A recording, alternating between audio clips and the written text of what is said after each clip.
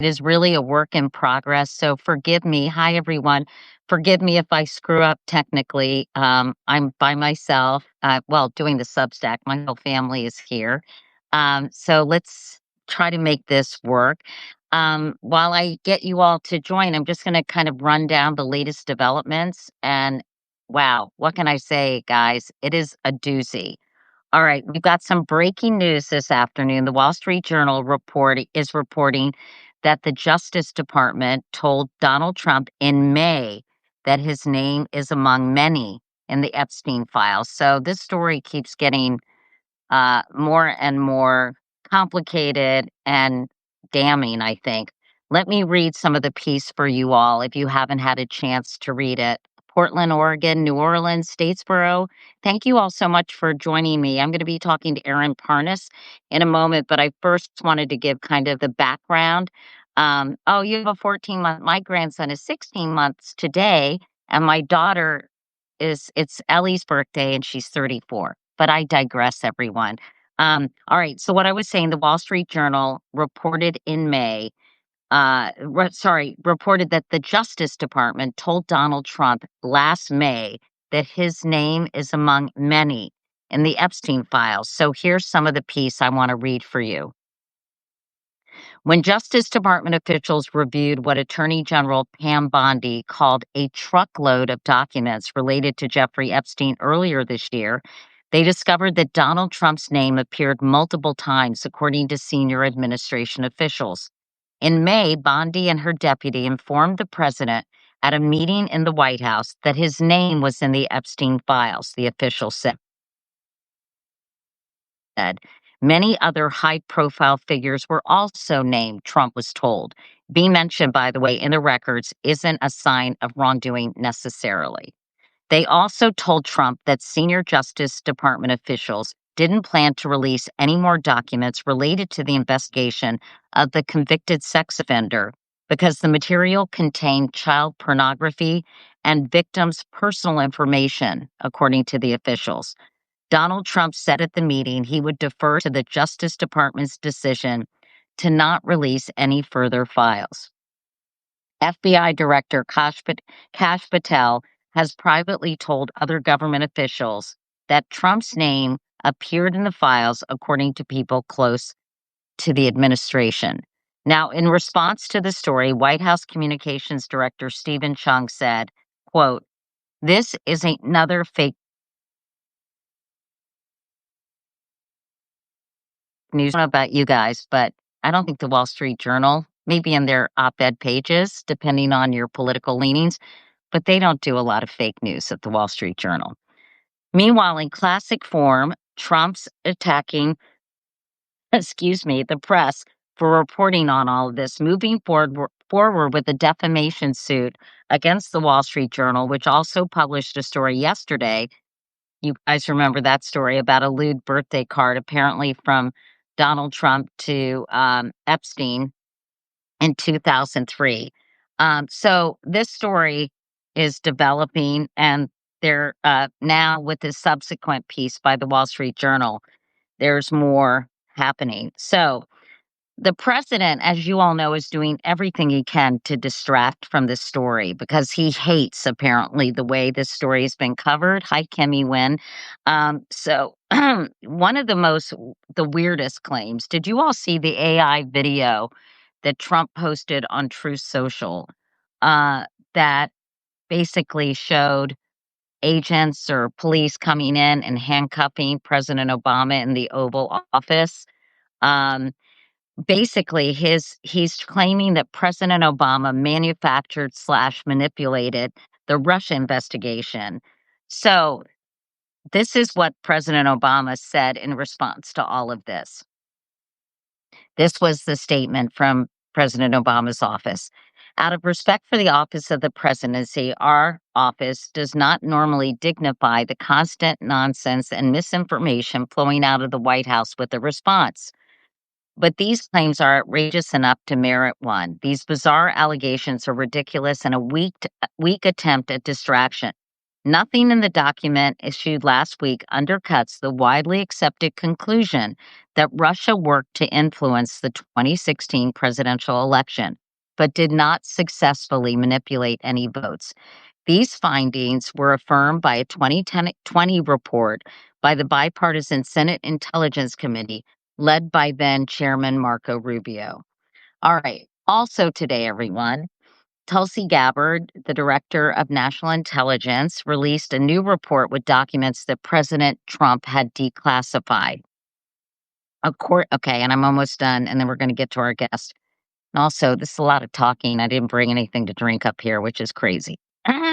According to the New York Times, none of the new information released, these are the recently released Tulsi Gabbard documents, changes the premise that Russia meddled in the 2016 election and that Putin hoped to damage Hillary Clinton, the Democratic nominee at the time. But certain members of Congress have expressed concern about the lack of redacted information in her report. Representative Jim Himes of Connecticut, the top Democrat on the House Intelligence Committee, for example, said, quote, "Given the rushed and unusual declassification process the DNI has implemented, I fear that the public release of this report could compromise sensitive sources and methods and endanger our national security." All right, we're going to be talking about all these things, along with Mike Johnson, early closure of the House, what's going on with Ghislaine Maxwell and the DOJ, with our first guest. And I think he's ready. He is a legal eagle, Substack savant. And I call him the Doogie Howser of journalism, which he probably doesn't. He's probably too young to even know who Doogie Howser fish, you guys. But he's going to help us break this down, and that is Aaron Parnes. Now, the question is, am I going to be able to figure out how to add Aaron Parnes to this? You would think I could, right? So there's a message, and I'm trying to figure out, okay, kids, how do I add Aaron? I'm sorry, you guys, I'm kind of new at this, so just bear with me, please. Uh, okay, maybe my team can tell me on my research doc before I get to Aaron. Hi, everyone. Thank you. I'm glad Teresa got the Doogie Howser reference. And Aaron is really incredible. I think he's 26 or 27 years old, and he graduated from like college at 19, law school at 22. I'm probably getting all this wrong, but he is a brainiac. So, Julia, can you help me here? Let's see. I'm just going to go write a message to Aaron and invite him, the little person on the right hand. Oh, good Lord, you guys. What little person? Oh, I see him. I see him. Okay, sorry. Thank you. I got it. Aaron Parnes, here he is. I'm inviting Aaron as a co-host. I'm sorry. What can I say? Okay, Boomer. Here we go. I've invited him, and there he is. Aaron, thank you so much for joining me. Hi, Aaron. It's so good to be here. How are you? I'm so sorry. I probably got all your stats wrong, but can you? I think a lot of people know who you are. You've been doing some great work. Aaron, I don't know how you sleep because I feel like you're doing so many updates on a constant basis. But Aaron, why don't you tell everyone a little bit about your background? Yeah, for sure. So I am an attorney by trade, but I recently have been doing social media journalism, updating people every hour on the hour across platforms of all the craziness that's going on in this world. Just trying to do my best to model what Katie has done for so many years in such a good way. So just Oh, super you're honored to very be sweet. here. Quit it some more, Aaron. All right. Well, before we start, before I ask you a question, you graduated from college at what age? 18, And then you graduated from law school at what age? 21. Oh my God. So yeah, you guys, he's one of those, but he's wonderful. And let's start by talking about this Wall Street Journal report, Aaron, because it's a pretty big bombshell. As I told everybody, the Justice Department had informed Donald Trump in May, and actually at first in May, that his name appeared in the Epstein files multiple times. He denied knowing this when he was Right. asked about this by a reporter. Let's talk. Can you break this down and tell us why you believe it's so significant, especially as a lawyer?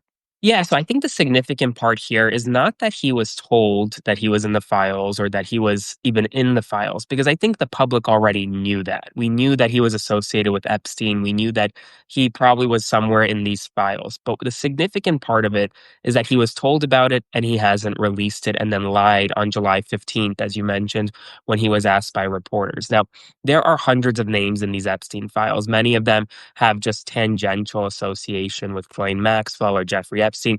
Even a doorman was likely named in these files. And oftentimes, you don't want to release these names because you don't want people to be associated publicly with a monster like Epstein and potentially get their reputations tarnished. So that's why you wouldn't want to release the names. But with the president of the United States, it's very different, right? There's a significant public interest in knowing what his connections to Epstein are. He could theoretically redact every other name and keep his name unredacted and release the files.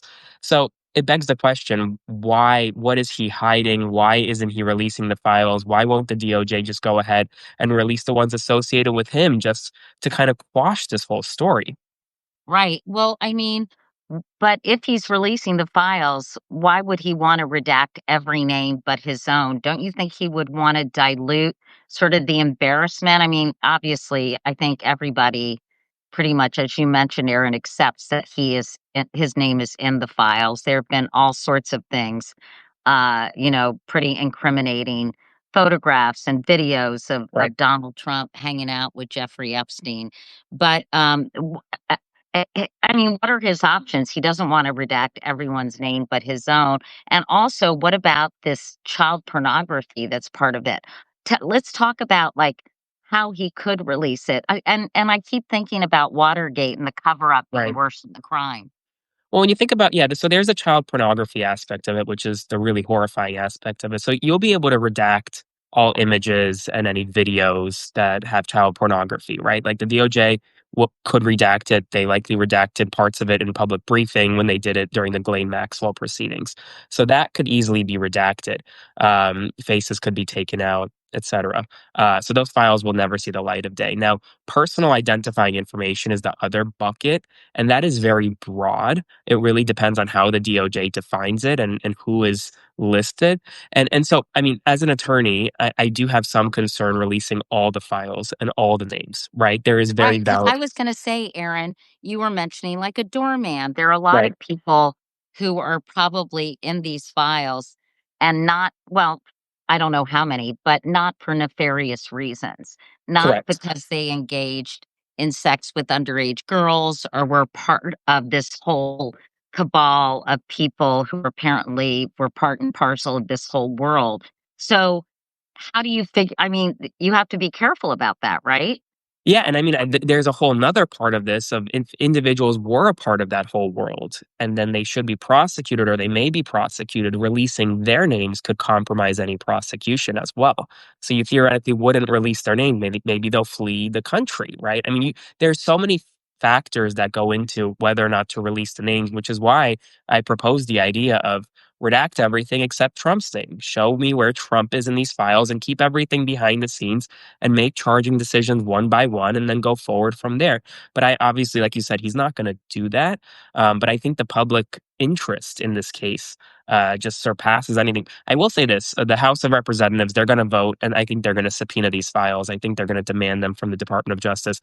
Between you and me, I wouldn't be shocked if Pam Bondi says, you know what, you want the files? Here are the files. And it's literally a stack of redacted documents, completely redacted documents. And we never see anyone's name or anything as part of these files.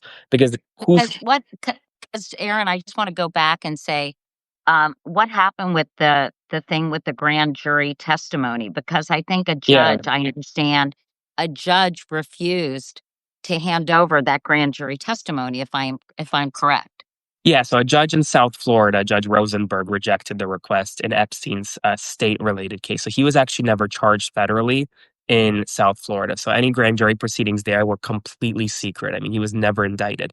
You still have the proceeding in New York, in the Southern District of New York, where he was charged.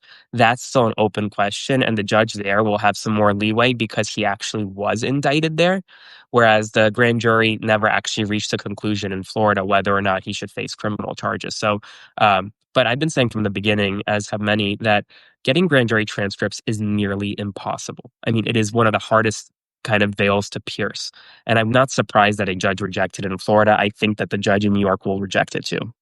I don't think Randy is saying if the doorman participated, release his name too. I don't think that's what we were saying. I think we were basically saying that there are all kinds of names in there that just happen to Right. be there, that were not involved in any way, shape, or form with this criminal activity. By the way, someone said it's not sex with underage girls, it's rape. Is that how I should be referring to this, Aaron? Um, I I yes, but there's also parts of it where they are not underage. There are, women who are over the age of 18, I believe as well, who were just trafficked across state lines. It's a bit of a question there, but I guess you can refer to underage sex with minors as rape. Yes, you can.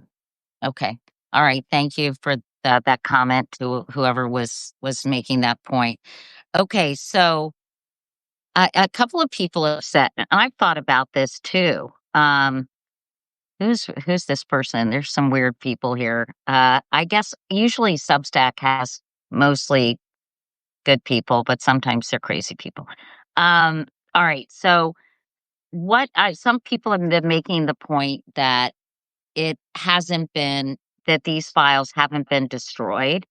I'm sort of surprised as well. I'm not. So these files. So it's funny. There are multiple copies of these files. There's one set of copy within the FBI. There's probably another set within the DOJ, and then there's another set that's within the federal court system.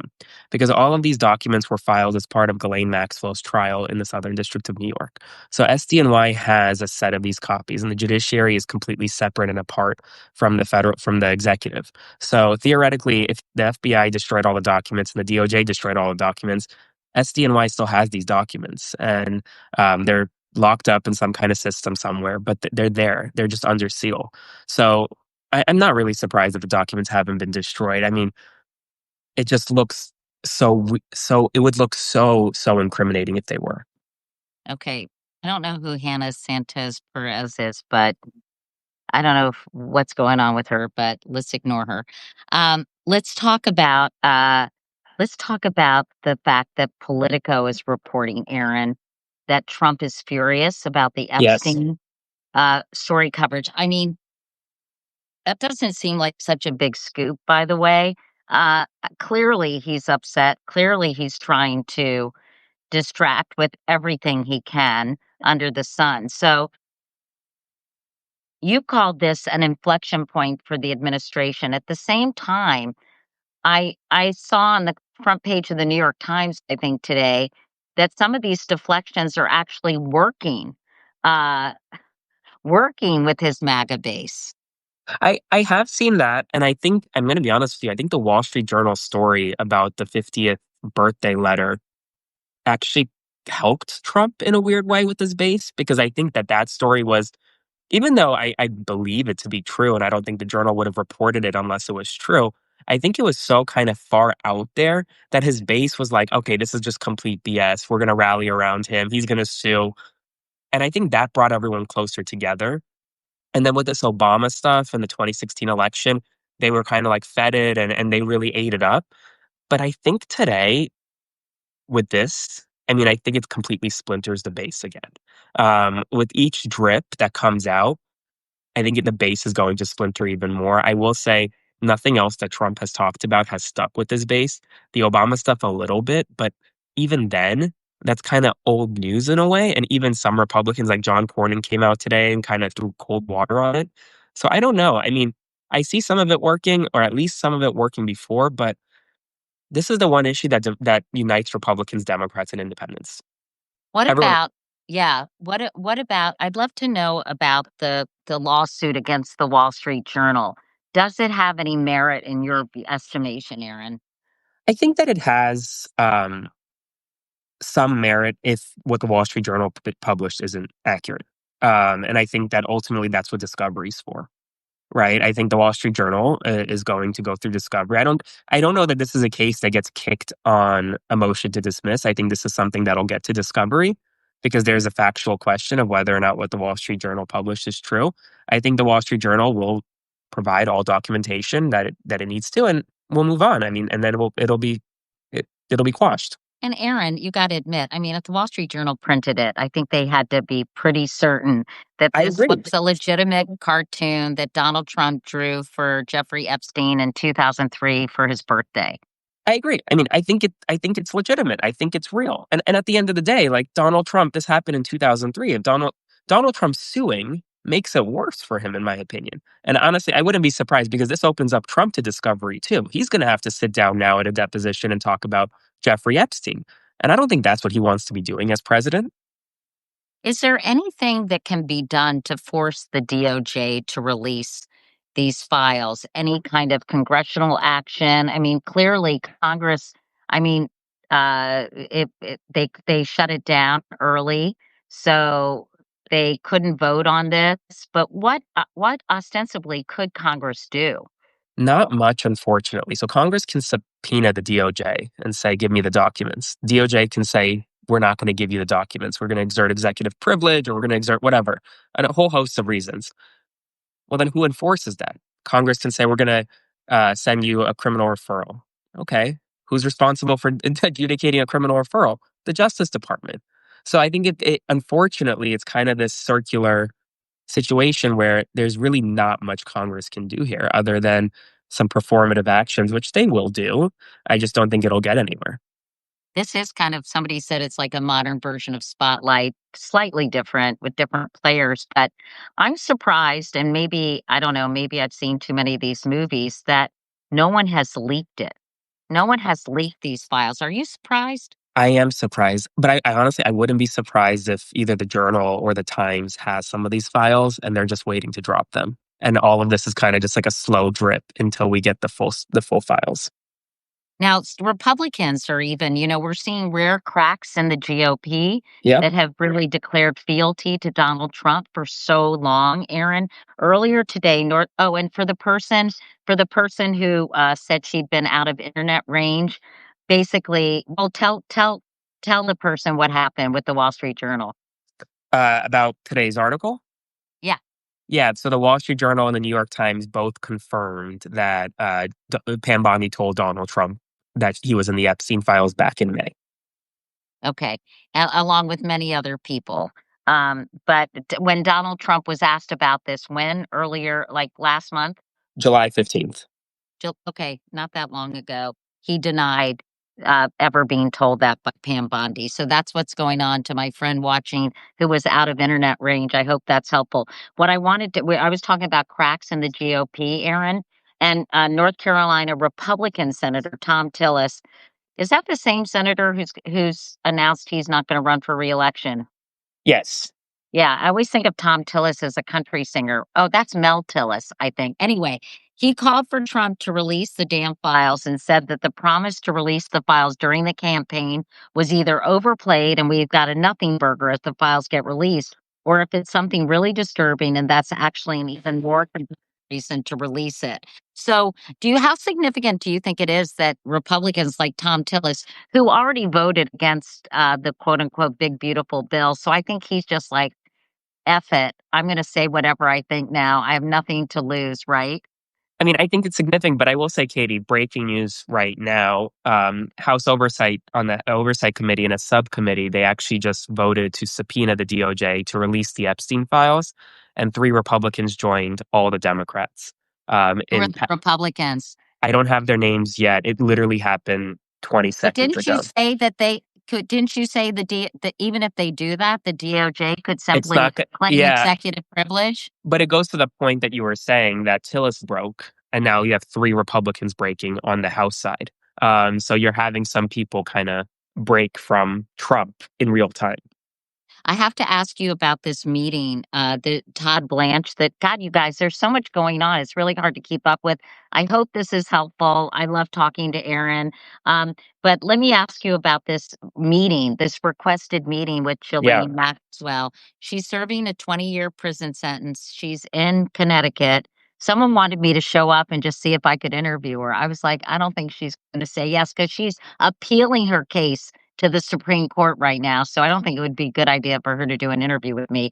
But, what is with this meeting? What does Todd Blanche want to meet Ghislaine Maxwell about? It's very interesting, and I don't know because why wouldn't they meet with her before all of this came out if they were so worried about or so interested in what she had to say? Apparently, they didn't meet with her at all during her, pretrial, when she was potentially angling for a plea deal.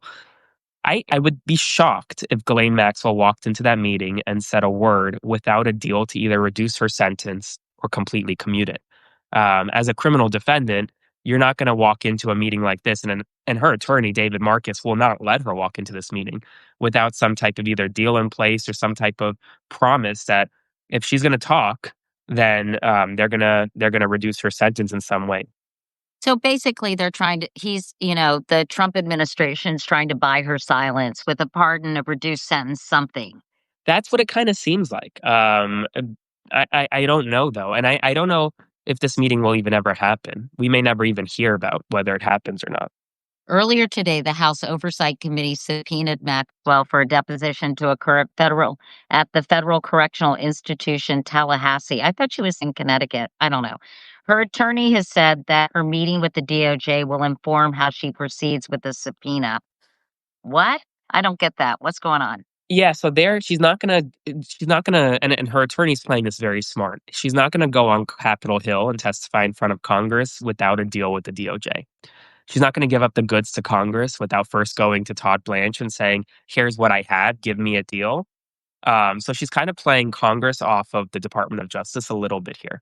So we'll see. I mean, it's a very interesting side piece in all of this because, truth be told, Ghislaine Maxwell could have nothing. She could know nothing that we don't already know.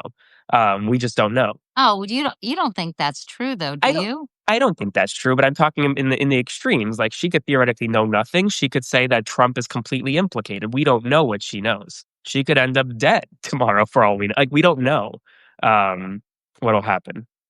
Crazy. Can I ask, before we go, Aaron? Wait, I know you're following the news. Anything else break while we've been having this So I conversation? have the Republicans who voted Oh yeah, for tell. Nancy Mace from South Carolina, Brian Jack, and Scott Perry, who's from Pennsylvania. Oh, I'm surprised to hear Nancy Mace because Me she too. is MAGA squared, right? Yeah, she very much is. Okay, interesting. All right. Before we go, I want to ask about this whole weird thing with Tulsi Gabbard and, this whole really Yeah. creepy AI video of Obama. Is this from a source? Adriana Fazio wants to know the names Uh, of the it- Republicans. yeah, it is. It is. It's from someone on Capitol Hill who knows the vote well. Okay. Um, Let me ask you about this weird video, as I was mentioning. It was so creepy that Donald Trump himself, can you imagine the president of the United States doing this? I guess we all can. But of President Obama being handcuffed and dragged out of the Oval Office, it is so bizarre. But can you explain, and let's just separate fact from fiction, what they're accusing Barack Obama of doing? They're accusing Barack Obama of being part of this wide-ranging conspiracy to uh, undermine Donald Trump's presidency by starting a hoax around Russian interference in the 2016 election to try to get Donald Trump thrown out of office while he was in office. That's kind of it. Yeah. But It I would just point anyone who's actually interested in this, go read the bipartisan Senate Intelligence Committee report that was penned by now Secretary of State Marco Rubio, which completely debunked all of this. Just go read that. yeah, That yeah, I mean, that's yeah, I think that's good advice, and maybe we can make it available, like do a link to it on our Substacks or something so people yeah, can see. Anyway, hey, Aaron, thank you so much for doing this. yeah. Don't go away, everyone, because now we're going to talk to Jim Acosta. But Aaron, great to see you as always. I hope you're able to take a break and get some rest. But I think you're doing such a public service, and people really, really appreciate it. Thank you, Katie. Great to be here, and go subscribe to Katie Substack if you haven't. Oh, thank you, Erin. Bye. Bye. Okay, so now we're going to go to Jim Acosta, another Substack superstar. And I've never let's see, let me just do this. I think one of my first Substacks was with Jim. Honestly, there's so much going on, I can barely remember anything. I'll tell Ellie. Oh, hi, Karen O'Shaughnessy. Um, okay, Jim is gonna join us and kinda just give us his take. Hi, Jim. Hi, Katie. How you doing? So good to see you. I think you took a vacation, with your family, didn't you? I had a little time off. Yes, it felt good. I felt recharged, and then we went right back into the soup. So there's Oh no my rest for god, the isn't weary it here. crazy? Well, you were my very first Substack, and so I'm so Aw, excited to be able to talk to you again. I think everyone knows who Jim is, of course. He's the former White House correspondent for CNN. He now hosts something called the Jim Acosta Show, very original title, Jim, yes. which you can watch here on Substack. By the way, that's what they told me to. I guess ours is called Katie Couric Live, which always makes me think of Bill O'Reilly. We're doing it We're live. doing it live. Yeah. Just I So, can't read the words. What did he say? So he was like, that was a whole thing. Yeah, I remember that. I'm doing it live. If anybody, Yes. you can watch it if you Google it on The classic. YouTube. Bill O'Reilly basically having a temper tantrum Yeah. during his show. But anyway, so what do you make of all these developments, Jim? You're hearing Wow. obviously the Wall Street Journal with this bombshell, even though everyone kind of knew that Donald Trump was on this list. But now the Journal is reporting that he was told by Pam Bondi, the Attorney General. Yes, that's right. Fuck it. We're doing it live. Yeah, Thank that's you. it. And I heard I'm allowed to say that. I Sorry. say it too. I Sorry say for fuck it too. texting Why not? that I can say it on Substack, but I try not to say it too much because it's just become too obvious. But anyway, Yeah. um, so Pam Yeah. Bondi told Donald Trump in May, "Hey, sir, your name is on this list." But Donald Trump denied that on July 15th. I just talked to Aaron Parnes about this. So, how Yeah. significant is this development? I mean, I think this is a bombshell, Katie, and I, hesitate to use that word very often because it's like you said, it's kind of a cliche in the news world. For the Wall Street Journal, a few days after Donald Trump sued them, to come out with a story that says administration officials confirm that his name appears in the Epstein files multiple times. I mean, that in and of itself, flies in the face of I think what he said a couple of days ago when he sort of danced around the question. He was asked directly about this on the White House Yeah, South what did Lawn. he say when he was asked, Jim? And he basically said, well, it was Comey and Obama and Biden that they're the ones who did this. It's a hoax. And he just sort of went back to his talking points. He didn't directly answer the question. It would have been good had that reporter at the time, and I don't mean to second guess anybody, if they had said, well, you didn't answer my question. Is your name in the Epstein files? But his name is in the Epstein files. And what's significant about this, Katie, is that, he talked, he was apparently told about this back in May. Pam Bondi and other Justice Department officials told him back in May. And then what happened a couple of weeks ago on Sunday? The Justice Department tried to put out a memo that said, oh, nothing to see here with this Epstein case. We're moving on now. We're not going to release the files. Sorry, take care. Bye bye.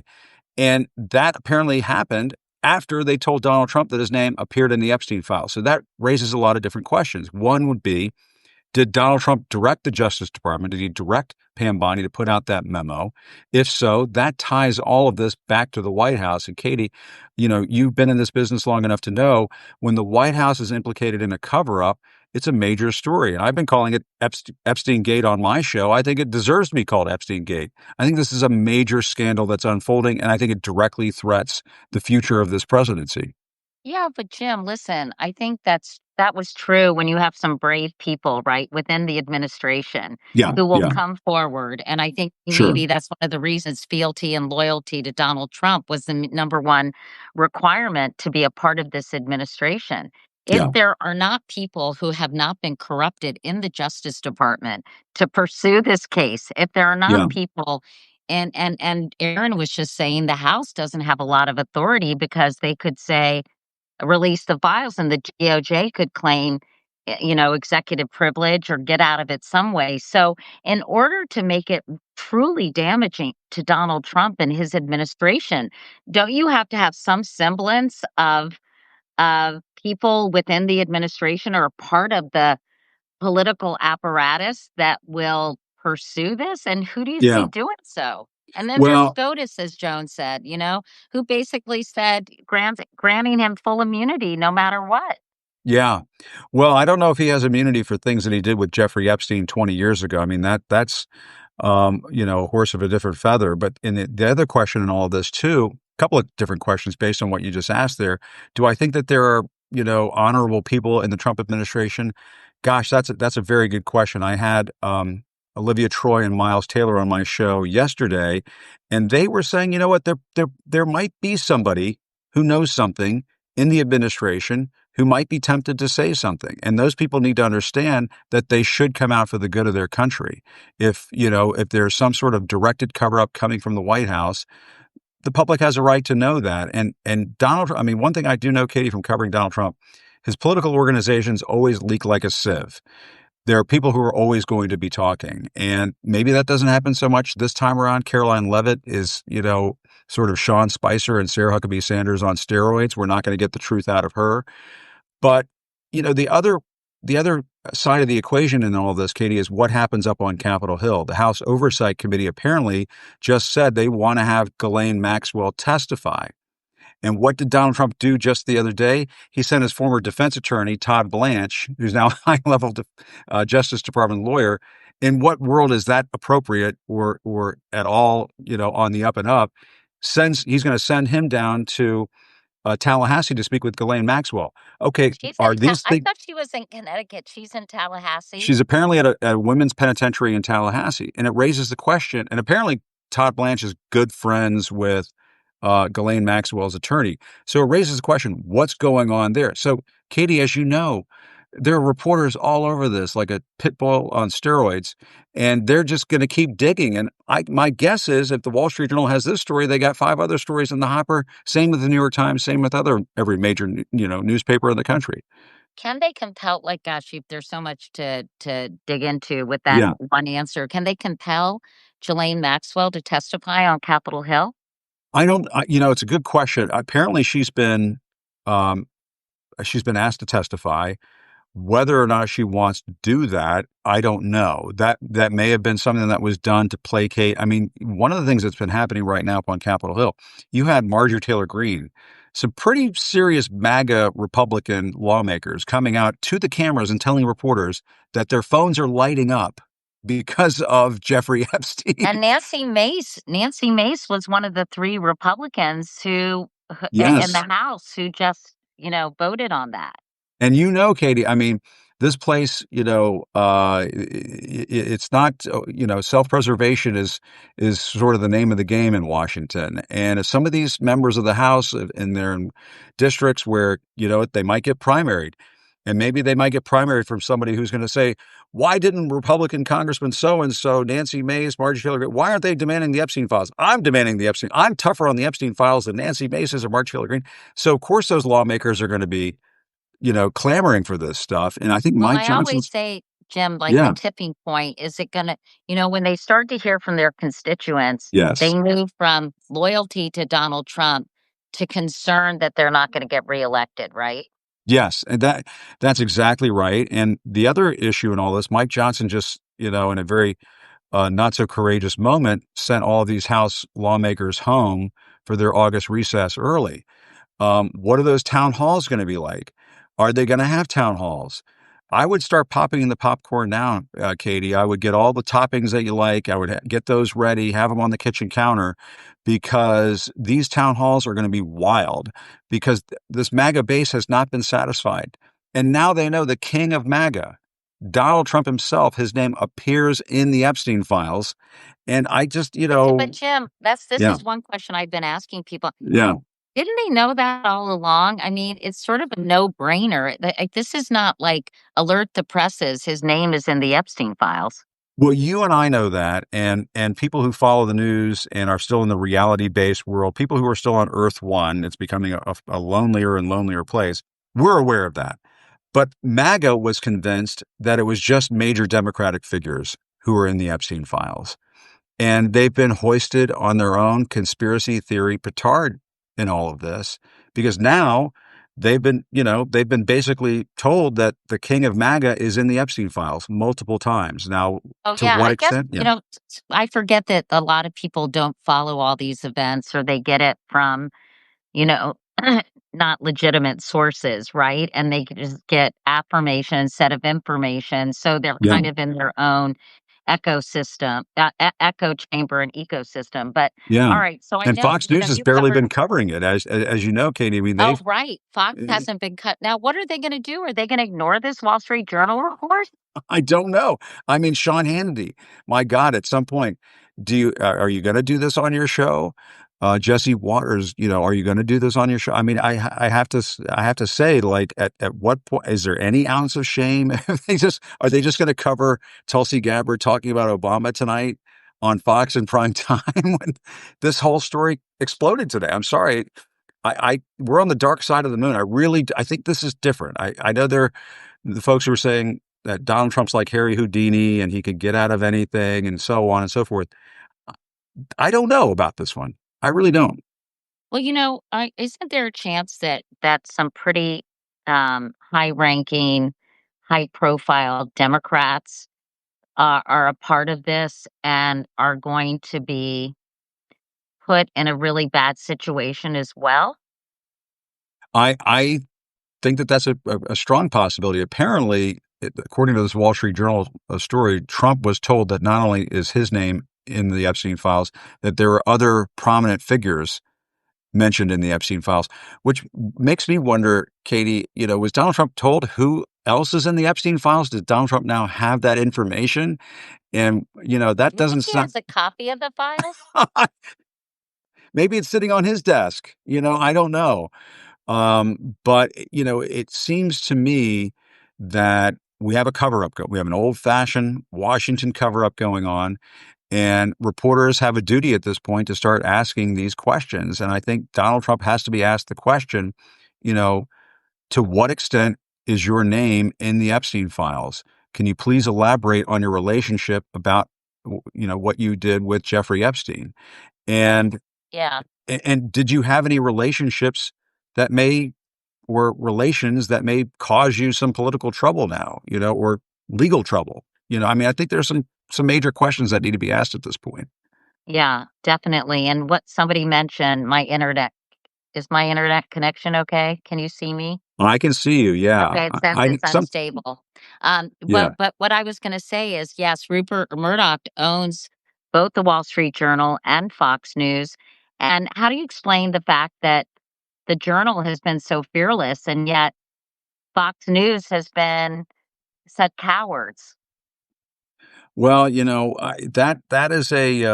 that's a good one. I mean, I do think Tina Brown has a really good sense of all of this. She, I think, wrote a Substack the other day that said that Rupert Murdoch, this is where he thrives. He loves scandal and tabloid trash and selling newspapers with that scandal tabloid trash.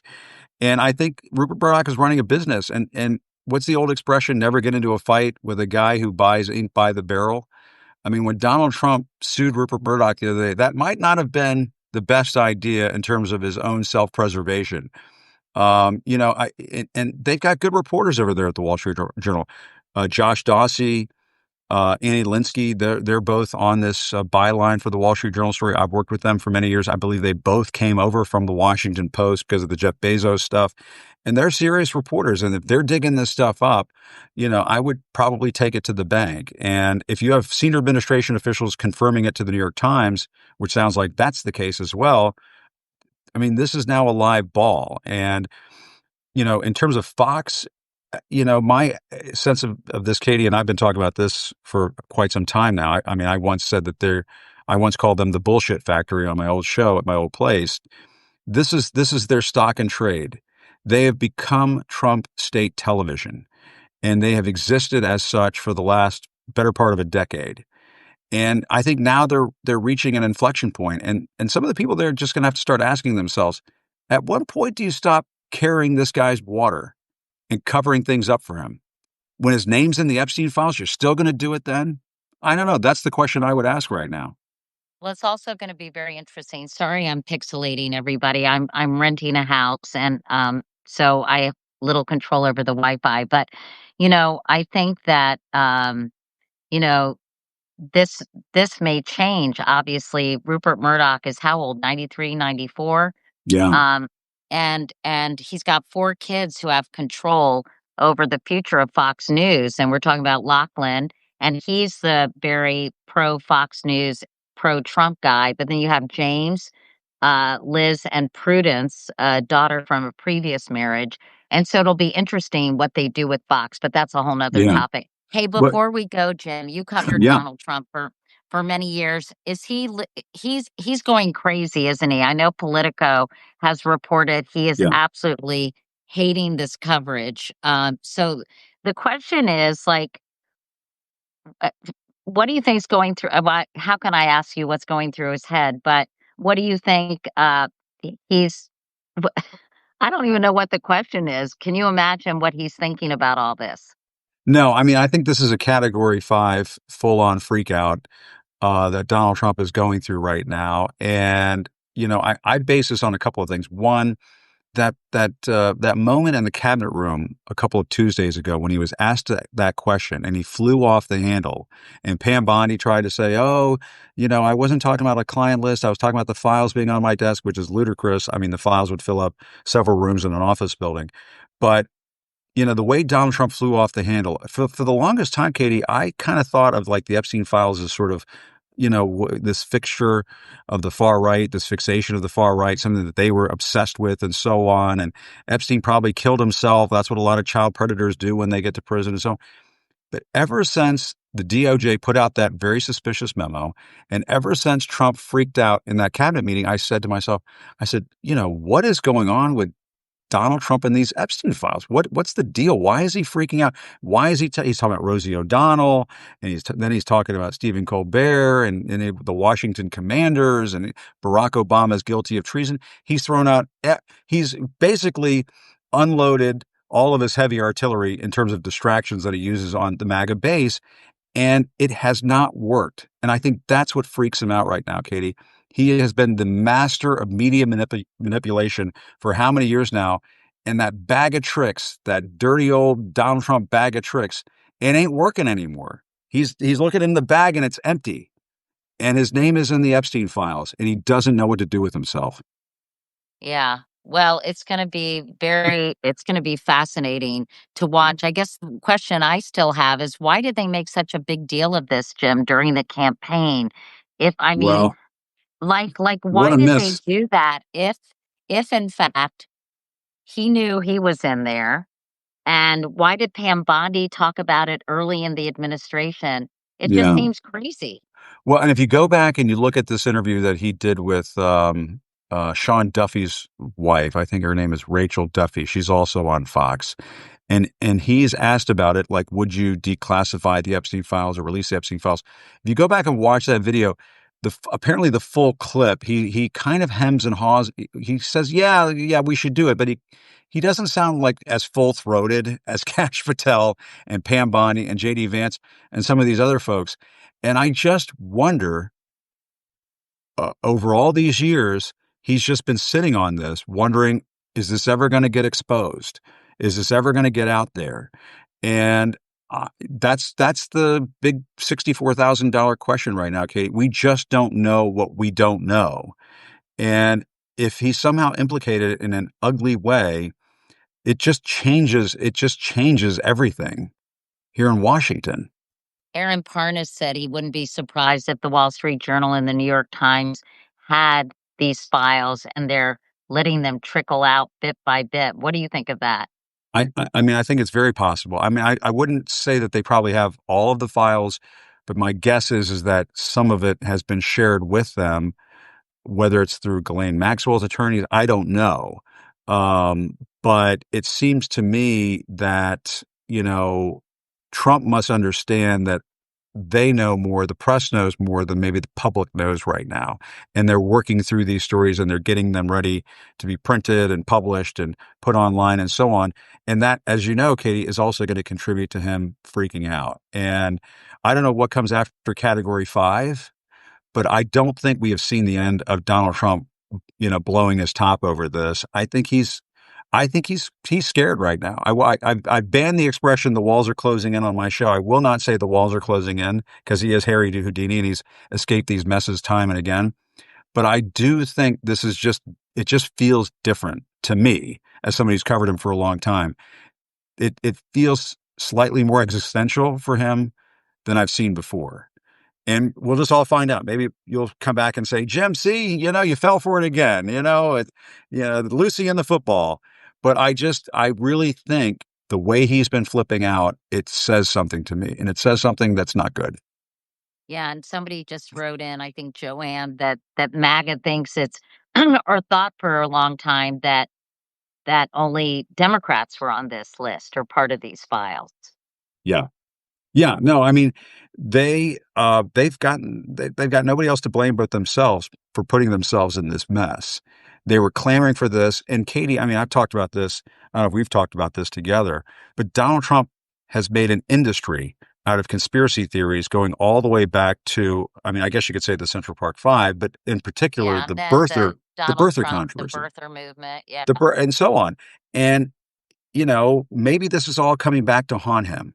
The way he's peddled these lies and conspiracy theories and weaponized lies. I mean, he weaponizes lies in this war on the truth that he's been waging for the last 10 years. And it has done terrible damage to this country to the point where you have millions upon millions of Americans, nearly half the country, who will just believe him instead of what is being presented to them by brand name trusted news organizations. And at some point, I got to think there's going to be some comeuppance in all of this. Maybe call me a cockeyed optimist. Maybe I'm a little Pollyannish about this country, but I just tend to think that he's just not going to be able to outwit this and outsmart this all the way to the end. I think at some point this somehow comes back and bites him in the ass. Is it this case? I don't know. But he has played this game all these years. And this one conspiracy theory that they've been just having a field day with over the last several years is now, right on his lap. And he's going to have to deal with it. Well, it'll be fascinating, as I said, to watch. Yeah, And Jim, it's always fun to talk to you, and it's great to get your perspective. Maybe we can do this again soon. I'm going to go absolutely. have a birthday dinner for my daughter, whose birthday it is today, Happy and birthday. spend some time with my grandson, who's 16 months today. So that's Oh been a my lot of fun for goodness. me. But Amazing. everyone, thanks so much. I know you're probably here for Jim, but if you can follow me on Substack, that would be very much appreciated. And I'm enjoying this platform. I'm kind of new to this, but love talking to smart people like you and Aaron Parnes. So thanks for your time, Yeah, Jim. you got it. And we'll do it live. We're going live. We're Fuck going it. live. Fuck Fuck it. it, We're we'll do it going live. live. And then he throws the pen. You guys I have to love it. watch this. It's on YouTube. Okay. All right. See Bye, you, everybody. Katie. Bye. Bye.